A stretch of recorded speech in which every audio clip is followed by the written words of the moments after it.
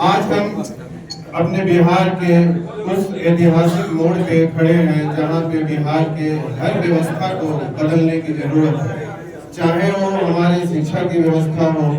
चाहे वो हमारे नौकरी की व्यवस्था हो, चाहे वो हमारे रोजगार की व्यवस्था हो, चाहे वो हमारे व्यवसाय की व्यवस्था हो, चाहे हमारे बिहार में लॉ एंड ऑर्डर की व्यवस्था हो। मैं इसको विस्तार में बताऊं उसके पहले मैं आप लोगों को अपना परिचय देना उचित समझता हूं। मेरा नाम निशिकांत सिन्हा है और मैं बिहार के नवादा जिले से भट्टा गांव से बिलोंग करता हूं और मेरी मूलतः निवासी बिहार के भट्टा गांव में है और मैं पिछले 20 वर्षों से गुजरात में रह रहा हूं और गुजरात में मैं अपना एक बिजनेस कर रहा हूं और मैंने आईटी के क्षेत्र में एक बड़ा बिजनेस स्टार्ट किया हुआ है और पिछले 20 सालों से मैं वहीं पे सेटल हूं और पूरे इंडिया लेवल पे मैं आईटी का अपना बिजनेस कर रहा हूँ। बिजनेस के अलावा मैं पिछले 5 वर्षों से अपना सामाजिक काम भी कर रहा हूँ। समाज के लिए समाज सेवा कर रहा हूँ, खासकर शिक्षा के क्षेत्र में, क्योंकि मैं ऐसा मानता हूँ और मुझे ऐसा लगता है कि किसी भी समाज को मजबूत करना हो तो शिक्षा का मजबूत करना बहुत ही जरूरी है, क्योंकि शिक्षा जो होती है वो समाज की नींव होती है और जब तक हम शिक्षा को मजबूत नहीं करेंगे तो कोई भी समाज हमारा मजबूत नहीं हो सकता है और ना ही तो हमारा राज्य मजबूत हो सकता है, ना ही तो हमारा देश मजबूत हो सकता है। इसलिए पिछले 5 वर्षों से मैं लगातार शिक्षा के ऊपर काम करना शुरू किया और शिक्षा के लिए मैंने अपने गरीब बच्चों के लिए, अपने समाज के गरीब बच्चों के लिए, चाहे अपने दलित के शोषित बच्चों के लिए, जो भी किसी भी समुदाय से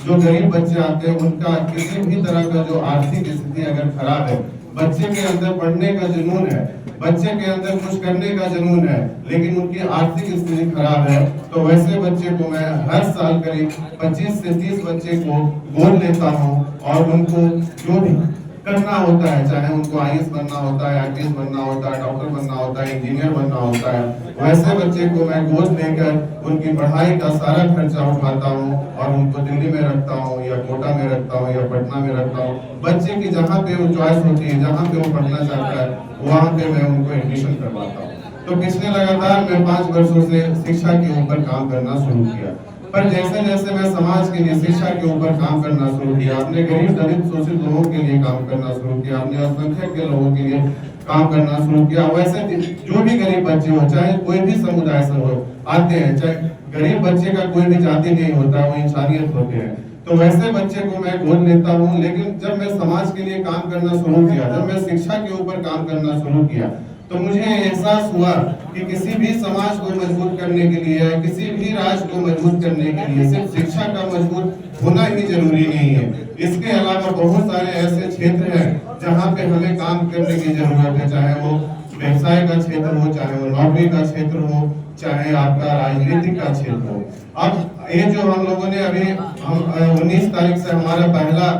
जन आशीर्वाद संवाद का यात्रा मैं शुरू कर रहा हूँ। ये यात्रा करने का मेरा पहला मकसद यही है कि हमारा समाज आज कहीं ना कहीं भूल गए कि हम किस समाज से, किस विरासत से आते हैं। एक्चुअली मैं कुशवाहा समाज से बिलोंग करता हूँ, तो मैं पहले सोचा कि क्यों ना पहले मैं अपने समाज को मजबूत करूँ। अपने समाज को मजबूत करने के बाद अपने दलित, शोषित, अल्पसंख्यक या जो भी समाज के लोग हमारे विचारधारा को समझते हैं या हमारे विचारधारा से सहमत है, वो सभी समाज को मैं मजबूत करना शुरू करूँ। इसलिए मैंने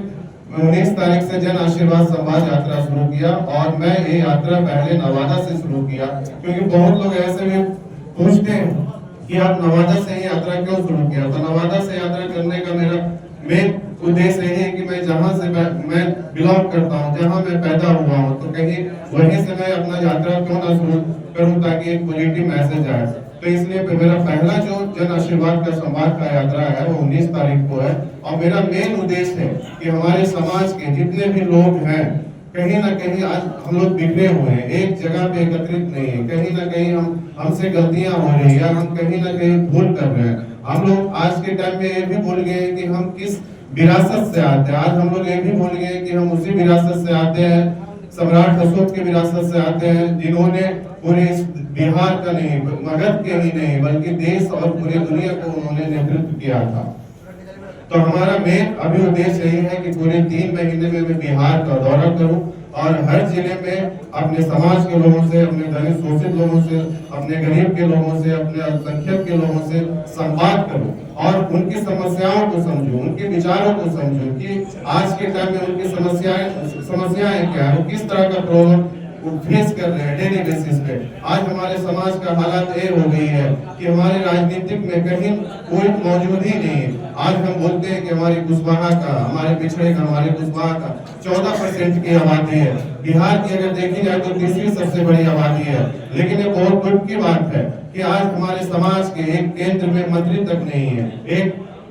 राज्य में अपने शासन तक नहीं कर पा रहे हैं। तो कहीं ना कहीं हम लोगों से चूक हो रही है, भूल हो रही है। तो हमारा मेन उद्देश्य है कि हम अपने समाज को पूरे बिहार में सभा करके जिला स्तर पे मीटिंग करके अपने समाज को और एक जगह, एक प्लेटफॉर्म पे, एक मंच पे एकत्रित करें और उनकी समस्याओं को समझें। इसीलिए जहाँ पे मैं शिक्षा के लिए ऊपर काम कर रहा हूँ, वहीं पे मैं चाहता हूँ कि अपने समाज को मजबूत करने के लिए शिक्षा के साथ साथ दूसरे क्षेत्र में भी, चाहे वो नौकरी का क्षेत्र हो, चाहे वो बिजनेस का क्षेत्र हो, चाहे वो राजनीतिक का क्षेत्र हो, हर क्षेत्र में मजबूत करूं। तो पहला मेरा जो जन आशीर्वाद संवाद का जो पहला फेज का जो यात्रा है वो नवादा, 19 तारीख को नवादा है और 20 तारीख को नालंदा है। उसके बाद फिर दिवाली आ जाती है, फिर छठ आ जाता है, फिर छठ के बाद हम दूसरा फेज का इसका सूचना जारी करेंगे।